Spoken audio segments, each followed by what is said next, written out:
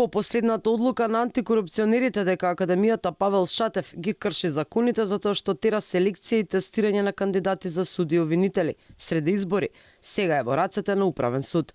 Доколку директорката на Академијата Наташа Габер по втор пат поднесе тужба до Управен, како што најави вчера, судот ќе мора да донесе конечна одлука и согласно Законот за управни спорови нема да може да го врати предметот на повторно одлучување, појаснува поранешната судика Вера Коцо.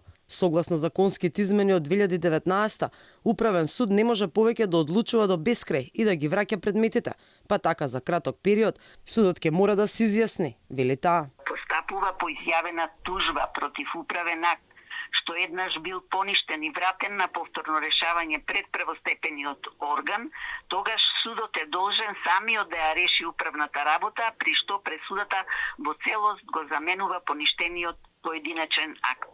Во однос на тврдиот став на директорката Габер, а и на одлуката на Управниот суд, дел од правната фила критикува дека станува збор за очајнички обиди да се брани нешто што не може да се одбрани.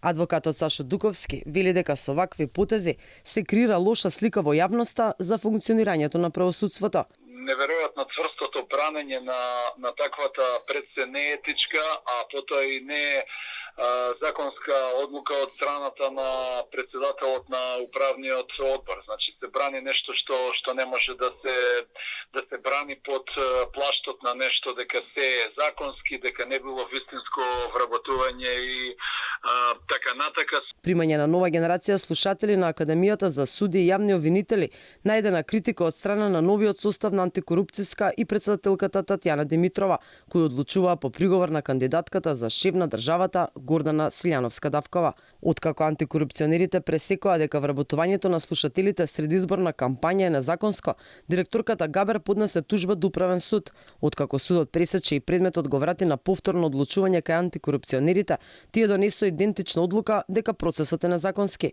Досега во Академијата поминаа голем број на новоизбрани суди и обвинители, од кои речиси над 80% се сопруги, синови и ќерки на функционери и на пензионирани или актуелни суди и обвинители.